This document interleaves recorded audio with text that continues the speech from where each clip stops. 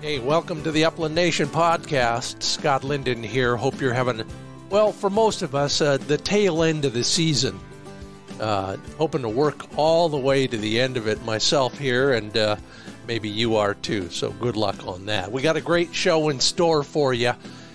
Chukar hunting seems to be one of those things that intrigues a lot of people, whether they'll go or never go.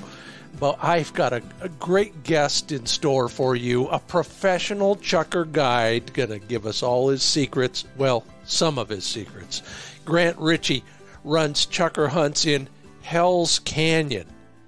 Yeah, probably the chukar hunting hot spot here in the West, and we'll get a on-the-ground look at that place and all the things that will help you become a better hunter no matter where you're going and what you're shooting at.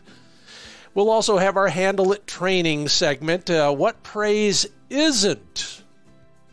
And we talk with you about your dog's New Year's resolutions for you.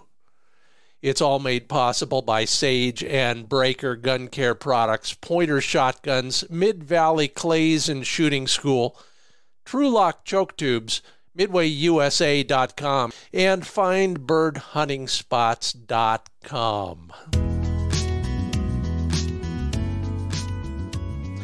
Had a fascinating trip down to a place, well, I talk about it a lot because I go there a lot. You know, it's wonderful when everybody knows your name, and I don't mean it cheers the bar, but that's good too. But when you go to places where people know you, trust you, and Jake, I want to thank you down there for putting us into a spot last week that I'd never have thought of going. This is near a very small town, and if you went to a certain spot just north of this very small town, we would find Huns, he said. Yeah, well, you know, it's been a couple good years for Huns, so we took him at his word, and on the way home on that trip, we pulled over, let the dogs out, put a couple shells in the gun, and walked up that draw. First point of the day, yes, indeed, missed. But had a great time chasing valley quail after that. It was wonderful. And Flick, man, you are such a good dog these days. I cannot believe how well you're doing. Good boy. Well, enough about my hunts. I hope you're doing well. I know there's a lot of New Year's resolutions in the planning stages right now, and I thought that would be a great question, but a little bit different. Ask your dog what he would resolve if he could make your resolution for New Year's. And here are some of your responses. Jeff Johnson says, let's go chukar hunting. Well, his dog says that, but Jeff probably had to take dictation on it. But anyway, yeah, okay, we will, Jeff, in just a moment. Michael Augello, his dog wishes that he would practice shooting more often. David Gilbertson, let's not even talk about this, but yes, you're right. Yeah, Keeper and you and I and Flick, even as both of us age, let's enjoy these last hunting adventures. That's pretty cool. More adventures for Janice Jersa and her dog. Wanda Galford, her dog wants you to sit and cuddle with him more and stay in one place so he can sleep. Yeah, you know, I feel a little guilty about that myself once in a while, Wanda. You know, he gets settled in, and then all of a sudden I get up and do a chore. He's got to curl around a couple more times and then find the perfect spot. George Cummins, you're a working kind of guy. You're never going to quit your job and stay home. I don't care what that dog says. David Bayer his dog wants you to get him into more birds more often. Shooting lessons, more hunt. Well, you get the idea. Yeah, and it's so true, isn't it? Especially this time of year. I'm already working on it. I'm looking at next year. And in fact, here's my request. If you don't mind, I'm looking for a winter headquarters for valley quail, maybe chukars. So if you got someplace nice and warm, without snow on the ground, in January and you wouldn't mind suggesting a general location, I'd sure appreciate it. Reach out to me. Facebook page is a good way to do it. Or scottlindonoutdoors@gmail.com. I'll buy you a beer. All right. Well, Mid-Valley Clays and Shooting School is my go-to spot when I'm looking for all sorts of new things. Yeah, in addition to their expert instruction and every clay target game you can imagine, they've got an incredible selection of guns. They're an authorized dealer for all the big names. And let me just remind you, if they don't have it in stock, there's a good chance Dave Fiedler, one of the proprietors, can go to his sources and find it somewhere, even if you can't find it anywhere. If you're ever in the neighborhood at Mid-Valley Clays, many of the guns that are for sale are also available to try before you buy. Go to midvalleyclays.com, click on Shotguns, then scroll down and click on Online Store. That's where you get the full assortment of shotguns available from everybody from Beretta to Fab Arm and Siren, that lady shooter line of shotguns. It's all at midvalleyclays.com. And Trulock Chokes, can't say enough great about them. These guys, they give back in so many ways. If you want to learn more about shooting, learn more about patterning your gun, and how a high-quality, well-engineered choke tube can help you add a bird or two to your bag, go to trulockchokes.com. And I spell Trulock, Trulock. So do they. Remember, they have a lifetime warranty, satisfaction guarantee. Got a problem? Call them. They'll arrange for you to either get a new version, fix the version you have, you name it. And they've always got a special of one sort. You buy enough choke tubes, you get a free case. Buy enough choke tubes, you get free shipping. It's all available at trulockchokes.com.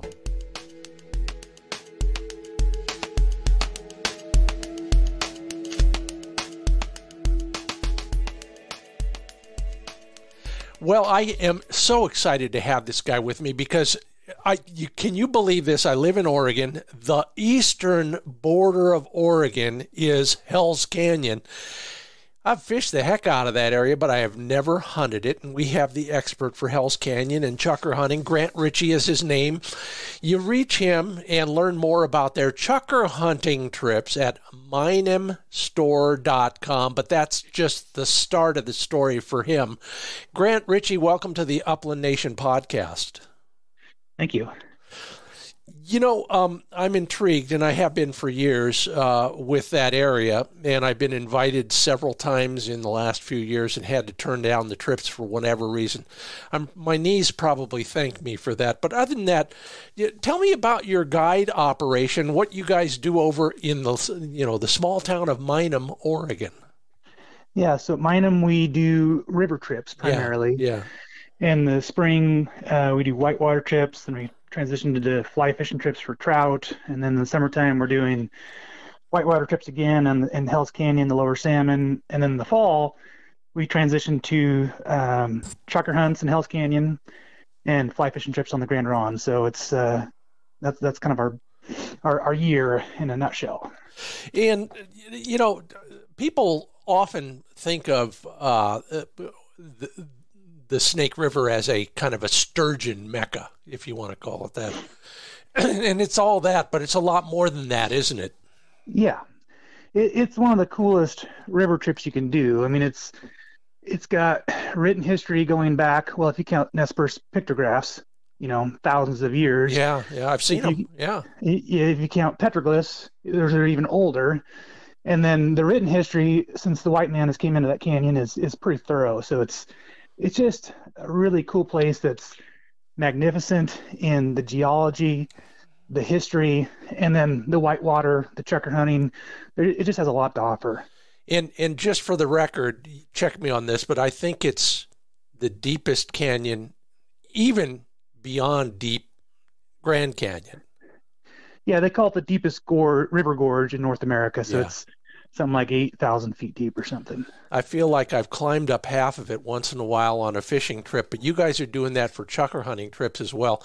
Why don't you describe, first off, why Hell's Canyon has such an appeal for you guys when it comes to chukar hunting? Well, it's, no matter if it's a good year or a bad year, there's going to be chukar in Hell's Canyon. Mm-hmm. You've got chukar hill after chukar hill. Let me rephrase that. So like a normal chukar hill, let's say you only need 500 to 1,000 feet in elevation. Hell's Canyon's got that stacked on top of each other 3 times. So you've got chukar that can go up 5,000-6,000 feet in elevation. So even if the bottom gets hunted a bunch or the top has a bad winter, like there's always chukar to replenish the population. So it tends to be a very reliable and just an efficient. It's just good chukar country.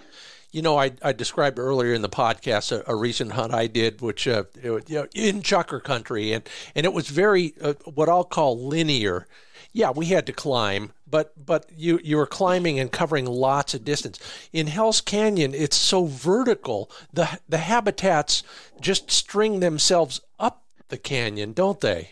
Right. And it's the same reason that made good cattle country. You have winter pasture, you have summer pasture, and chukar can move up and down and live wherever they see it fits them best for the time of year. Go ahead. Anyway, just they can go where the feed is, they can go where the water is. They got lots of room. And they're feeding probably like most chukars on certain things at certain times of year. And, no matter what, I killed a bunch of chukars last week and I opened up the crops on all of them. They were either empty or full of cheatgrass shoots, nothing else. Do you see anything else out there that they're eating?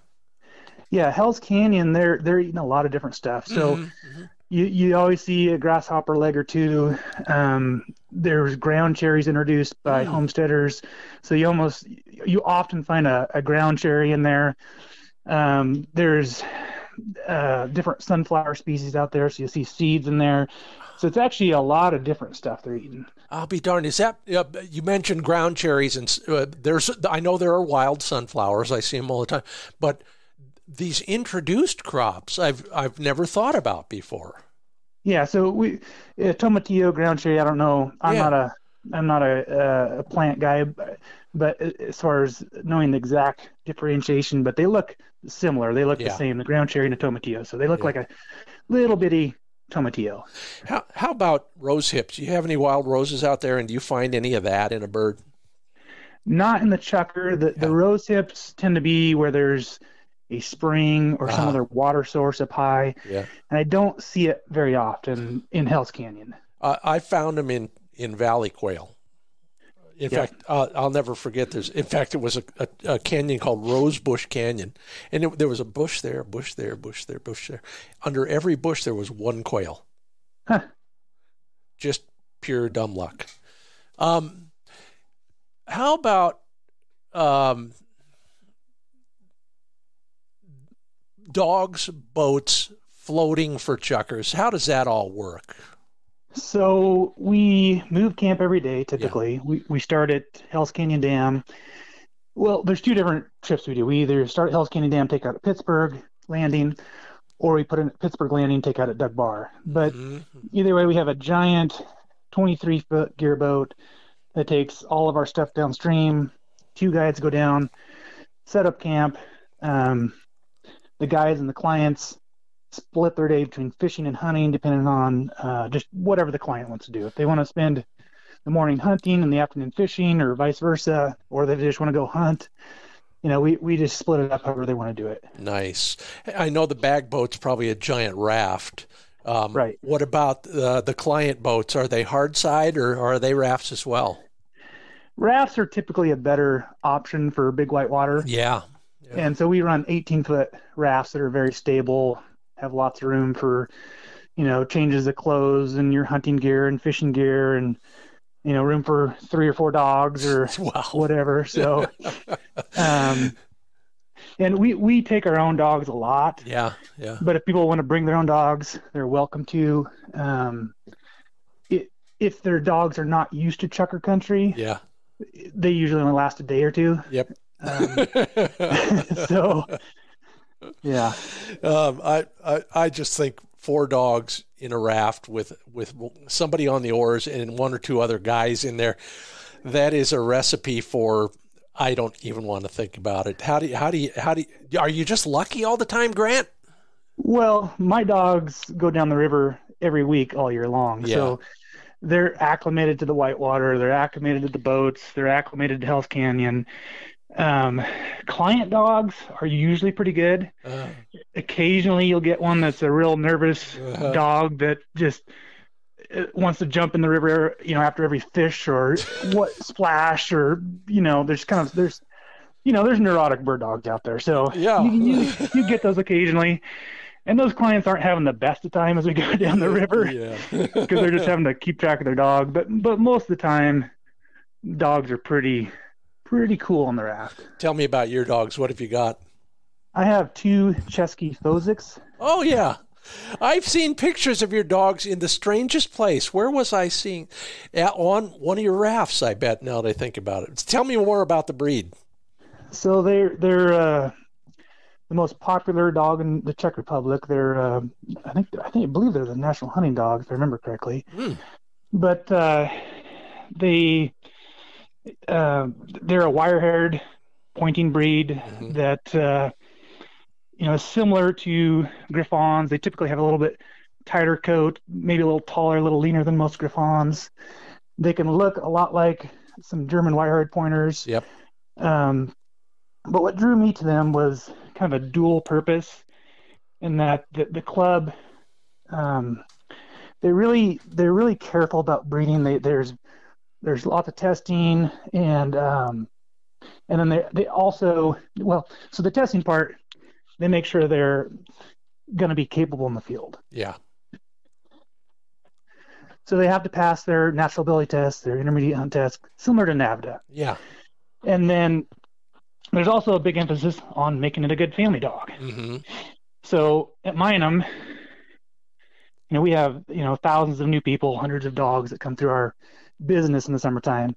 And I've had dogs that are not friendly, and it's not fun. So, I wanted dogs that were just easygoing around new people, new situations. And there was a strong emphasis on making them a dual purpose breed. And that, so that's what kind of drew me to them. Now, you said they look a little bit like wire hairs, and I've seen several that may as well be a German wire-haired pointer. Some of them are, get confused with some of the wire-haired pointing Griffons and that sort of thing.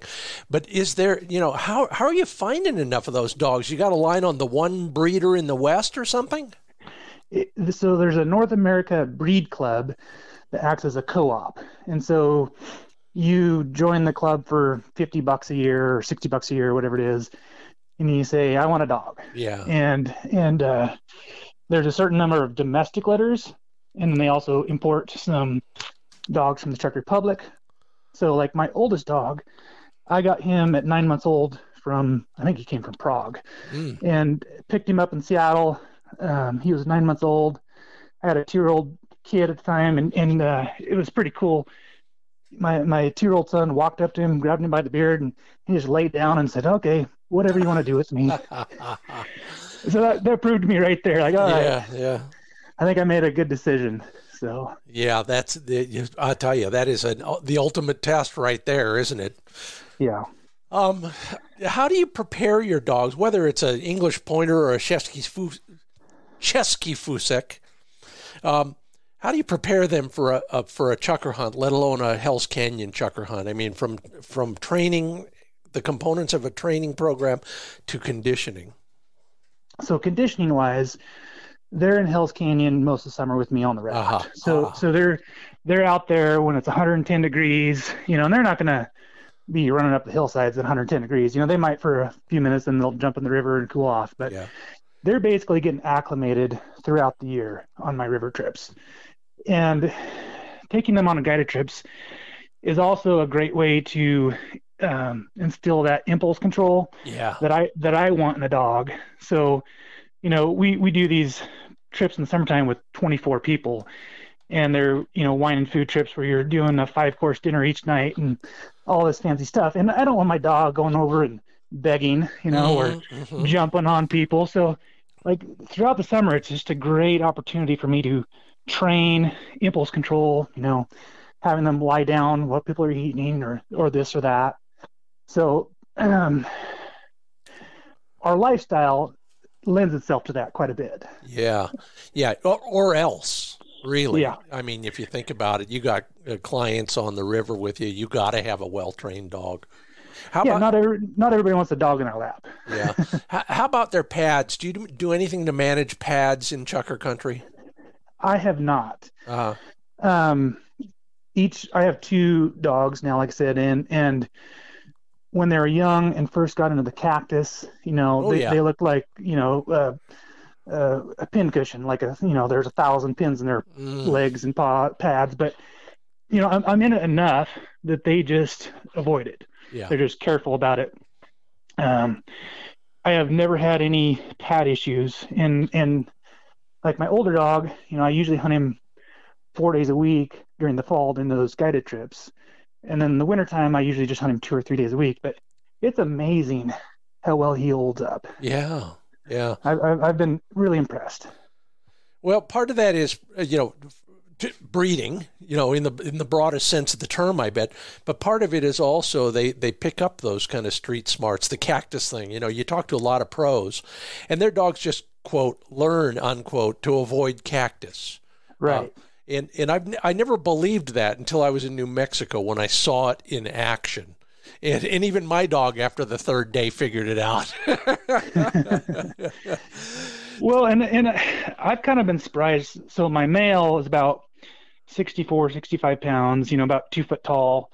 And my female is probably about 50 pounds and a little shorter. Yeah. And I thought her being lighter would make her a little more durable for hunting a lot.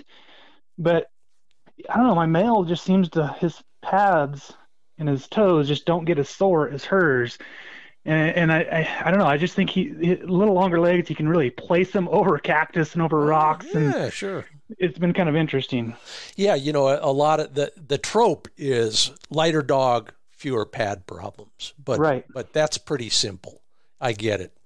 Hey, you're listening to the Upland Nation podcast. That's Grant Richie from minamstore.com, MINAM store.com. That's where you talk about a guided chukar hunting trip in Hell's Canyon.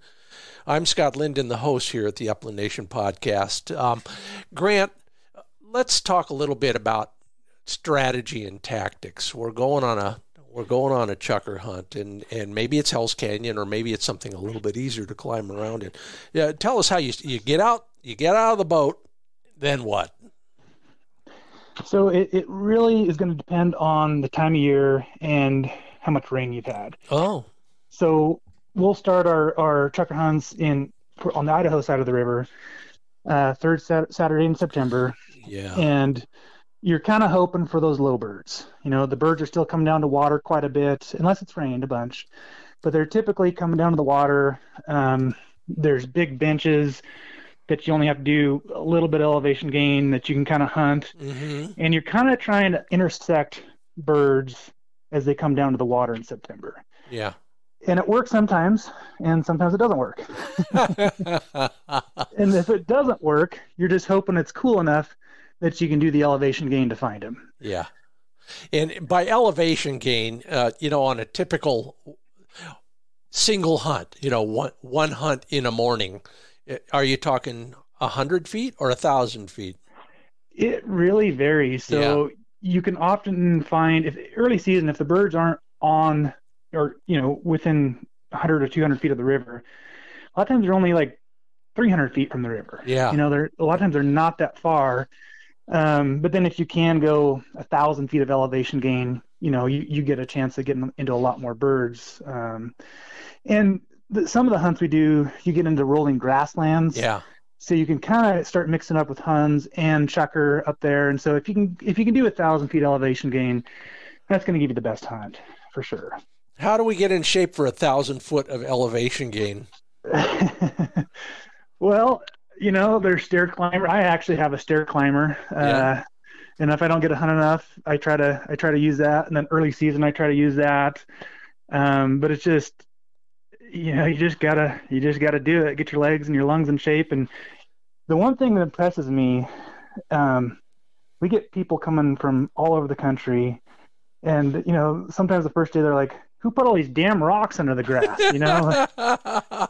and they get stronger and better every day. Yeah. And so the first day, you might have somebody that only gains 300 feet in elevation. Second day they might do 500. By the end of the trip they might be doing 1,000, 1,200 feet of elevation, and they actually get stronger, even in just a week of doing it. The other thing I noticed, and even with me, and we were talking off mic about snow.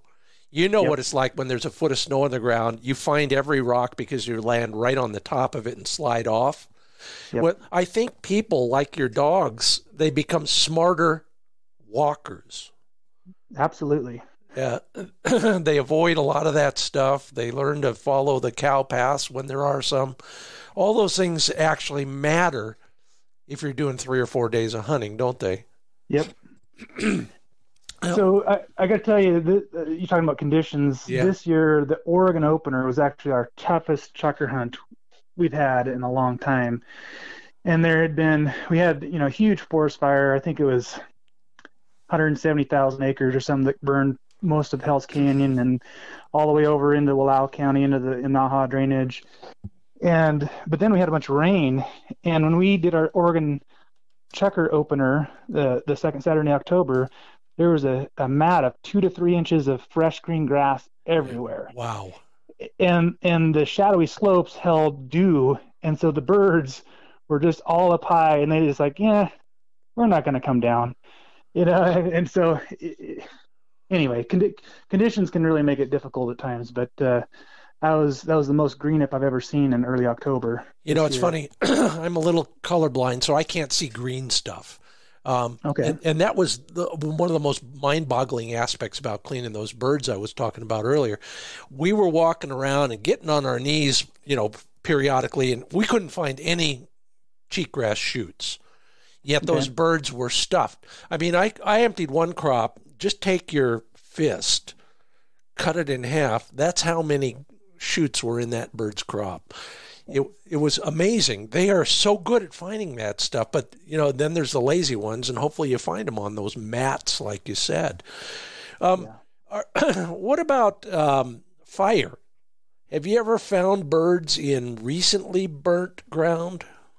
We have seen them, but to get close enough is going to be pretty tough. The only way you're going to get no cover. Right. Yeah. The only way you get close enough when there's no cover is if there's enough broken rock. Uh-huh. So if there's a big rock jumble where there's just lots of, 6 inches to 2 foot tall boulders, they can hide in that. But if there's no cover, it's just hard to approach them. They'll go out there and feed, but it's just hard to get to them. All right, so let's talk about that for a minute before the break, and that is this whole idea of where rocks fit into a chucker's life or lifestyle. One of the kind of the cliches is don't even hunt if you can't see rim rock or exposed rocks.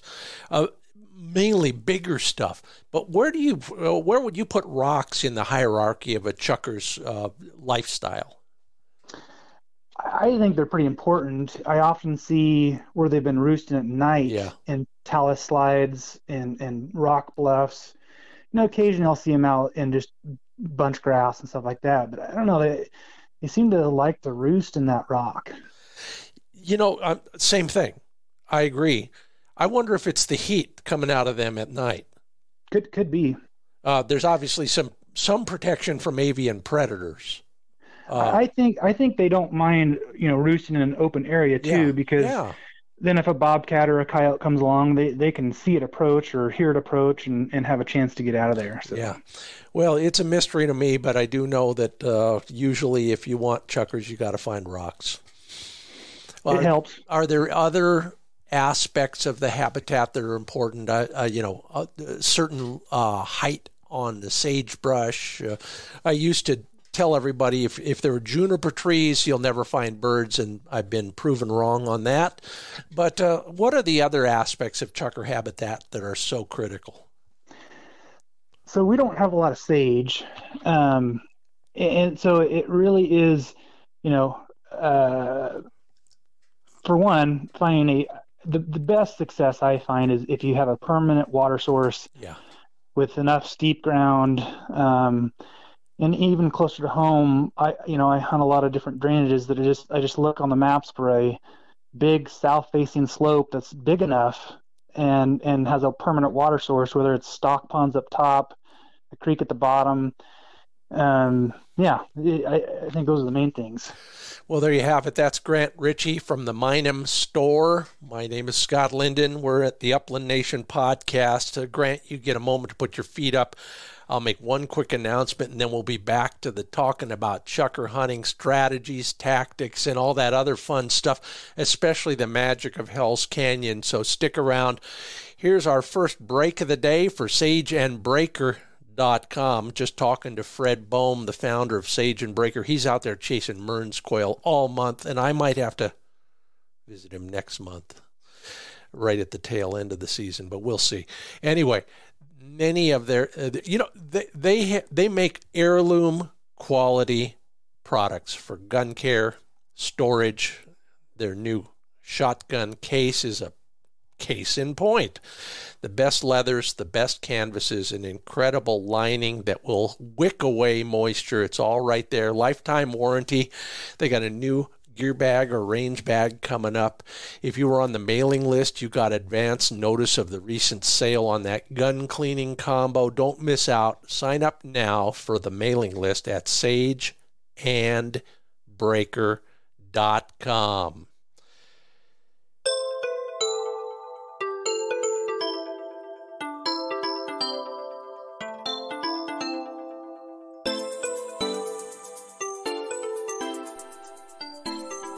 Welcome back. Grant Richie, MinamStore.com is where you learn more about all their trips, virtually all year, probably not in the middle of winter, but everywhere else. Grant, welcome to the Upland Nation podcast again. You are snowed in. I am rained out. We're both hoping that'll change real soon. Tell me, what does snow do to a chukar hunt? What I see on the first few snows is that if there's pockets of brush, those chukar will go into those pockets of brush. Mm-hmm. So like we have hawthorn thickets and other various species of brush, but they'll just they'll seek cover. Yeah. And I had a lot more snow last week in colder weather, and looking out my office window, I had about 4 mornings in a row, I had 20 to 30 chukar dropping down, and I was watching them just kind of work through the snow, and they were just looking for little open pockets to reach under the snow and grab some grass or some seeds or whatever. But when I'm, and I didn't hunt those, I was just kind of letting them be. But when I'm out there hunting on a fresh snow, I usually look for some cover. Yeah. The other thing I learned again last week was, another cliche is, when the snow's up there, get right below the snow line, wherever that is. In our case, it was nowhere. It was all snow, no line, but there were bare patches in spots, yeah. and we'd look for those, whether they had cover on them or not. Probably we didn't have the luxury, but bare ground, because they can only work so hard through so much snow. Isn't that right? Yeah, if you have a big south-facing slope that'll burn off, that's obviously a magnet for them. But I have found when there's not that, if you find if you get at the top, where you get that wind-blown top, I have seen chukar consistently go into those wind-blown tops. There's just the little green shoots coming up underneath the snow, and you can't hunt them. No. But if you flush them, maybe you can flush them into some cover, Yeah, I'm looking up that ridge that I was on a week and a half ago, and my dog was up there too, but we never got there in time. Yeah. Can you steady your dogs to those hinky wild birds? I mean, do they get more wary over the season, and can you do anything with your dogs? I'm resolved to keep him at heel more often? I go back and forth. I don't think the birds get more wily throughout the season. I don't think they're quite that smart. There's a lot of places I'll only chukar hunt once a year, but there's still places close to home that I might chukar hunt once a week sometimes. You know? And it's more condition based. So if there's a bunch of snow on the ground and there's not much cover, like I remember last year just irritated me to no end. My dog would go on point from a pretty long distance, and I'd start coming up over, and they'd flush 100 yards out, and they just start landing in open grass or open snow with no grass or anything. And so that's really aggravating. But when it comes to, if I see some birds flush, and do I let my dog go try to point them? I go back and forth. If I've got a young dog, sometimes I just let them go and just for the learning experience. My older dog, he is such a chukar ninja now. I think they land one spot, they're 50 yards in another spot, and so I tend to let him go, and he tends to not bust them. And even my young dog, she's gotten really good this third season. She's only 2.5, but so I'm more on letting them go most of the time. Yeah, let the birds teach the dog. Yep. And they've just gotten better each season, The older they get, the more effective it is. Oh, can't argue that at all. We aren't quite there yet, but that's another story for another time. Let's talk a little bit more about tactics. You got a dog on point. You're walking uphill probably towards that dog and the birds, but maybe not. And I only bring that up for the usual reasons. What are you going to do? You spot a dog on point. What are you going to do with your hunters? I try to get them downhill. Typically, I try to get them downhill my dog 30 yards, unless the wind's like coming, if you got a big downslope and I think the birds are above my dog, then I just have one person, 15 yards to the left, one person 15 yards to the right, and we just work up and assume those birds are uphill the dog. But I try to get downhill of birds whenever possible. Yeah, for the reason that I'm going to cite, or for any other number of reasons that you have? Well, they tend to flush downhill, and that gives you it gives you a little bit of time to get your gun up while they're flushing down. Yep. If you're above them and they're 15 yards below you, and they flush, they might be at 40 yards before you get your gun up, and it's like, that was fun. Oh, and they're over the ridge already too. Right, or ducking behind a rim, or yeah. What about? Do you give your hunters any advice before they show up to practice at the Sporting Clays range on, or bounding rabbits or anything like that? I have not. That might be a good thing to do. We mostly focus on trying to get conditioning in. Yeah. Just try to tell them to, get used to gaining elevation if you can. If you got some uneven terrain, some people just, like I said, the rocks can be difficult. So it's more about trying to get them ready for some of that terrain. Yeah. What is the magic of chukar hunting? I mean, why do you do it? I mean, because you do it professionally, but you also said you just go out to do it. I'm the same way. What is it about that trips your trigger? You see beautiful places. You get to watch good dogs work, and those are the top two things. But my mental health is always better when I get out and just walk. If I get to do it behind a good dog and some beautiful places, that's all the better. I joke about it, and I'm lucky enough to sell stories to magazines once in a while, and usually they come with a picture or two of one of my friends sitting on a rock pondering the universe, and in the background is 1,000 feet down a big flat or something like that. What do you think about when you're up there with just you and your dog? It tends to simplify things, and you think less. The modern world is so full of constant messages and phone calls and emails, and just it's not the greatest thing in my opinion. So I love to get out there. And I don't know if you know this, but Hell's Canyon, my great grandpa moved into Hell's Canyon in the late 1800s, and so I had my great grandpa there, my great grandpa, my grandma, my dad. So it's part of it for me is walking those same hills Oh, yeah. and seeing that same country they did 130, 40 years ago. And they were cowboys, but we're doing it for a different reason now. But it's a connection to that land and that history, and I don't know, I gained a lot from that. No, I hear you. I'll be up on a spot, and there will be one of those rock cairns that the Basque sheep herders put up. You guys ever have those out there? You had sheep in Hell's Canyon for a long time over there. Yeah. It's always cool because you think you're the only guy who's ever been to that spot, and then there's a teepee ring. Yep. The first time I ever gained a bunch of elevation out of Hell's Canyon, I went up about 2,500 feet or so, and you've got some old geology that's 300 million years old, and then you've got younger geology, the basalt that's like 15, 16 million years old. And there's a big bench where those two things meet, and there's water that's forced out. And so I got up 2,500 feet elevation, and there's an old foundation and a stove sitting in the middle of it and a bed spring. And it's like, well, somebody lived here at one time.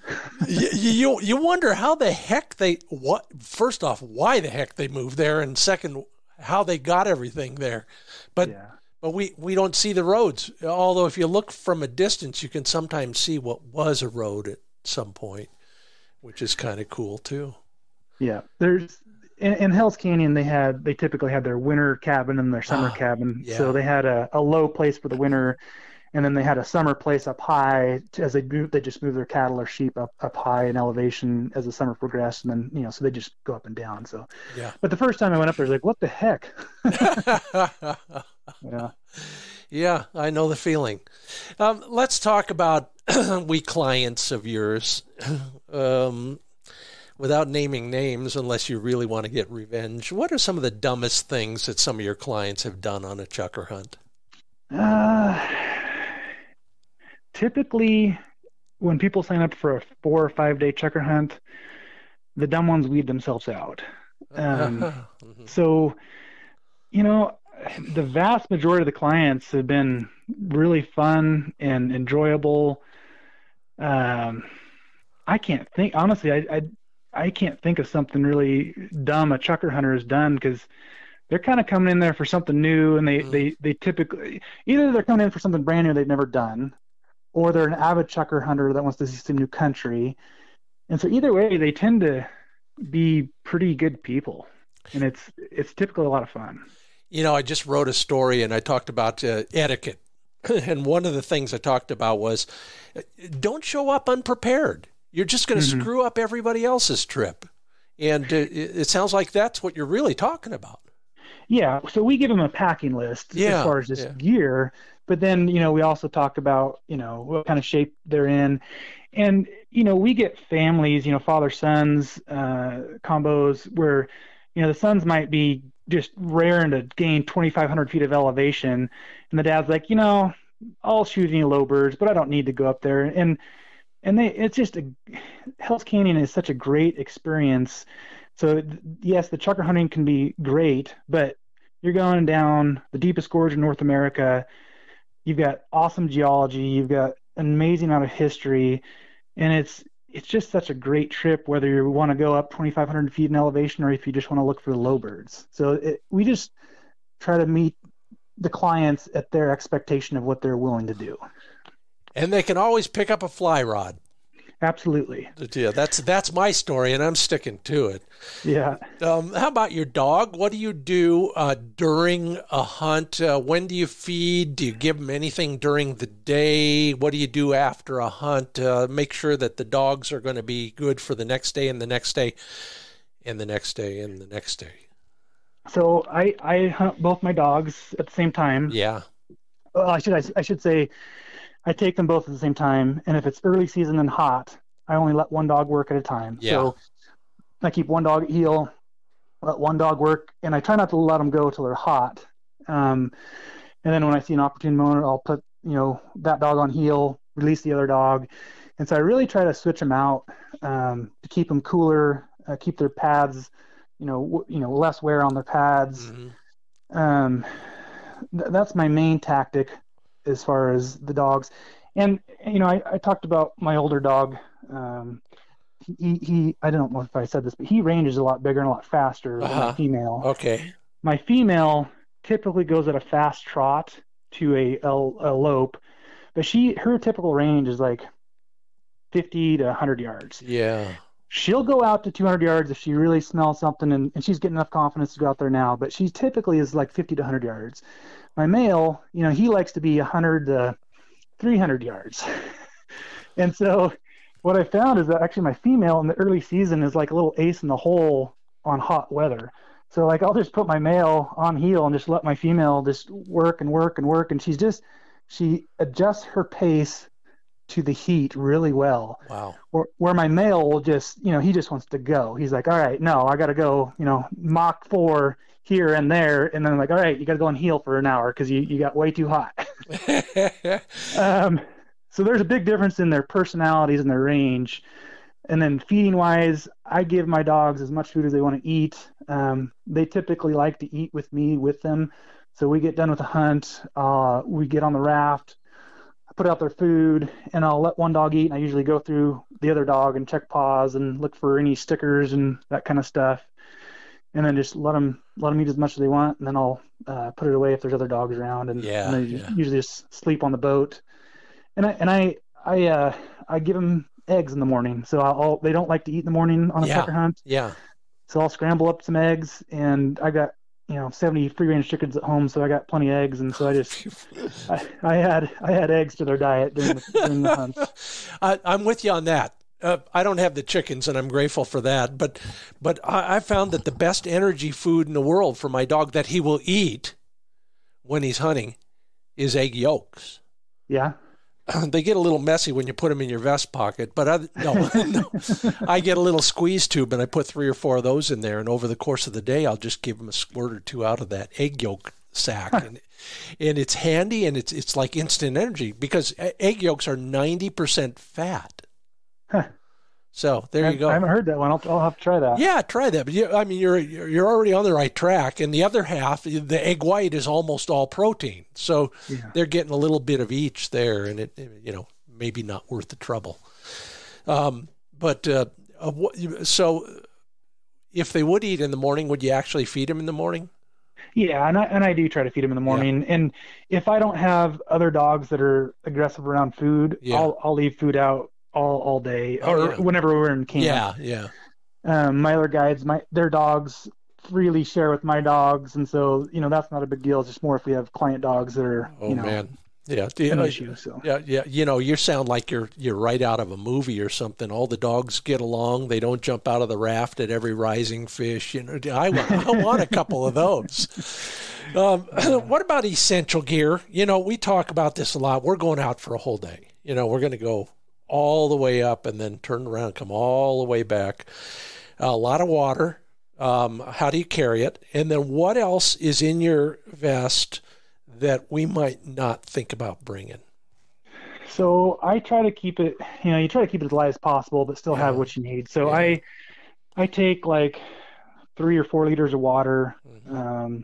And I really, if I'm going to go high and I know it's going to be warm, I try to plan my hunt to cross a spring midday. That can be a real game changer if you can get another 4 liters of water halfway through the day. Yeah. If it's hot. I take in reach, so if there's an emergency I can SOS. I take I'm forgetting the name of it. It's the gauze that, like, if there's a gunshot wound, you can basically stick this hemostatic gauze. Yeah. I have some hemostatic gauze, and then other than that, I try to keep it just to the essentials. If it's hot and I'm trying to conserve water, I'll take a collapsible water bowl, so I'm not wasting water by squirting out of the water bottle. Yeah. But other than that, I try to keep it pretty simple. I'm going to start doing that. Everybody I know does it except me. I just squirt it out, and then I watch it all drip off their beard onto the ground. I do that most of the year. But when it's good and hot, I carry the water bowl just because it really does save you a lot of water. Yeah, absolutely. And the other thing it does, and hey, with clients, sometimes this is the best part about it. You got to stop. And in one case, my most frequent hunting buddy, he has to take his vest off, dig the little collapsible bowl out of the vest, fill it, set it on the ground. So he gets a 5-minute break too. Yep.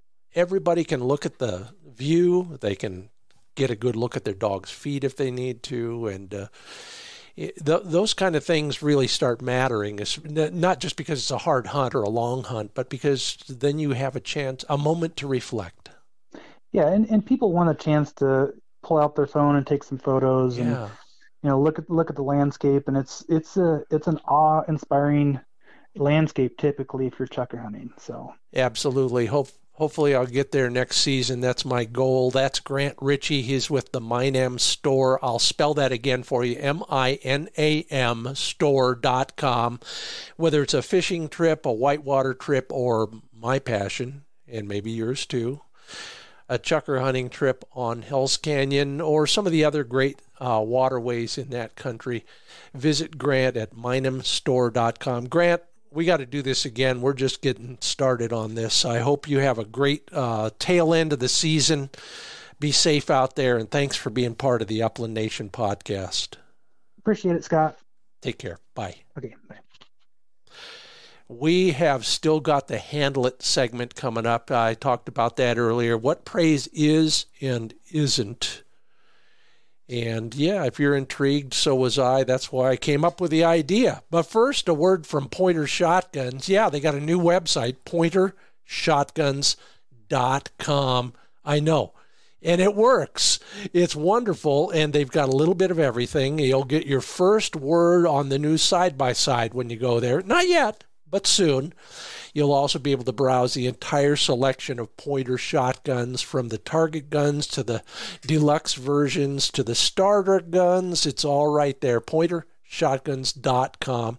Find a nearby retailer. They've always got something in stock, and they're always shipping out to dealers. So unlike some of those other folks who get a load once or twice a year, Pointer shotguns are available and coming in all the time. A work of art at a price that's a thing of beauty. That's pointershotguns.com. Handle it. Yeah, so talk a lot about praise when it comes to dog training, and even in the field, I'm still doing it all the time. Just yesterday, we had 7 bird contacts right outside the back door. And for everyone, yes, even with Flick, who's 5 years old, I was giving him positive reinforcement of one sort or another every time he held that point for the wing shot and fall. Worked great. Thank you. Good boy. But praise is not a release. And if you're guilty of this, you're in good company, because a lot of people are. You know, that dog does whatever he does. He comes back to you when he's called. He holds a point, whatever it is. And then he has learned that good boy or attaboy or yes or whatever your praise is also means hunt on. Well, it probably shouldn't. A great wolf behaviorist reminded me a while back that there needs to be a pause between praise and release, or else they're conflated. And that means sometimes you're going to miss a single, or the next covey, which is, not that far away. So have a release word that is separate and distinct from your praise words. That'll help your dog stay on track and paying attention to you the whole time, not just until you take the bird out of his mouth. Hey, there's more of that, among other things, at findbirdhuntingspots.com. There's lots of advice from some of the pros out there in the section called Your Bird Dog. So go ahead and take a look. And welcome aboard Midway USA. Yeah, you know who they are, midwayusa.com, Larry Potterfield and everybody else over there. Yeah, they have just about everything for shooting, hunting, and the outdoors, and they're hoping that you will take a look at their website, midwayusa.com. From dummy launchers to boots, electric collars, you name it, they've got it, and their pricing is extremely competitive. 20,000 products will ship free. I personally know Larry. He's a role model supporting our sport and the Second Amendment. Learn more about the company and their growing selection of bird hunting products, dog training products, dog care gear. It's all there at midwayusa.com. Well, thank you all for paying attention. Thank you, Grant Richie, for all those insights, Pro Chukar Guide. Hopefully we can meet up sometime in Hell's Canyon. If you want to learn more about Grant and his chukar guiding operation, go to minamstore.com. Hey, if you commented at social media platforms, I appreciate that. Always fun to see what you're doing and thinking about. If you left a rating or a review, don't review that. Appreciate that. That's how we grow. We're made possible by these folks. I thank all of them every week for the very same reasons. Sage and Breaker Gun Care Products, Pointer Shotguns, Mid-Valley Clays, Midway USA, and True Lock Chokes. I hope you enjoyed the program. Thanks for listening. I'm Scott Linden. See you in the field.